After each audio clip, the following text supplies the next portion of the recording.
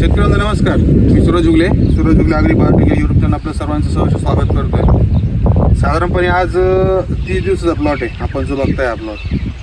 तर गेल्या 18 ते 19 दिवसापासून कंटिन्यू पावसाचं वातावरण होतं. बरेच शेतकरी होतोय की आमच्याकडे माकडे आलाय, म्हणजे कडकारपा आलाय. तर हा जो प्लॉट बघताय याला खताचा एकच डोस सोडलेला आहे आम्ही. त्याचं कारण पण असं आहे की माकडे काय येतो ही गोष्ट पहिली समजून घ्या. पिशवी योजनासाठी कॅल्शियमची फार मोठी गरज असते पानामध्ये कोबीच्या. जेव्हा ती गरज असते त्या काळात अतिनत्र वाढल्यामुळं पिशवी विभाजनाचा दर खूप प्रमाणात वाढून जातो. त्या पिशवी का ब्रेक बसतो, ती रिंग ती कड जळते आपला कडकारपा. तर आपण या प्लॉटला फिडिंग दिली नाही त्या काळात. याला स्पेसिफिक एक मॅनेजमेंट अशी वाढवली, गेल्या काही वर्षांमध्ये वापरत नव्हते. यावर्षी आपण नवीन ट्रायल घेतला की 7 ml आपण स्प्रे केलं पावसाच्या वातावरणामध्ये. त्याने काय झालं, खालच्या निमधली पानं पण समान पद्धतीने वाढली. आता हे शेतकरी सचिन शिरसाट आहे, राहणार मुसळगाव, यांचा हा प्लॉट आहे. माकडे तर आलाच नाही, कोबीची वाढ पण खूप प्रकारे चांगली आहे. आणि आता मी भरपूर प्रमाणात खत लावणार आहे. आता याला पहिला डोस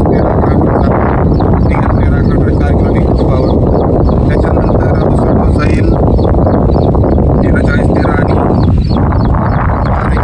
आणि मिक्स डोस आहे. हा दुसरा डोस आणि गरज पडल्यास 836, 832 किंवा आपलं जे पोटॅशचं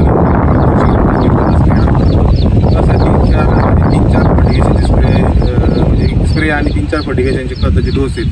यात आपण की आळीसाठी रेग्युलराईज आळीचे स्प्रे करून आळी कंट्रोल करून देऊ. आता असा हा प्लॉट आहे.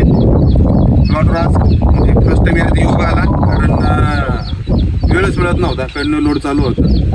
बिगर कन्सल्ट म्हणजे आम्ही कन्सल्टिंग पण अशीच करतो की व्हॉट्सअपद्वारे जी कन्सेप्ट आम्ही मार्केटला जे सांगतोय शेतकऱ्यांना की व्हॉट्सअप कन्सल्टन्सी वापरा तुम्ही, त्या प्रत्येकाच्या प्लॉटवर फिरणं शक्य होत नाही. तर असं या पद्धतीने प्लॉट बनवलेले आहेत. कुठल्या पिकावर आपल्या ज्या काही अडचणी असतील, जे काही प्रश्न असतील ते व्हॉट्सअपलाच मेसेज टाकून विचारा.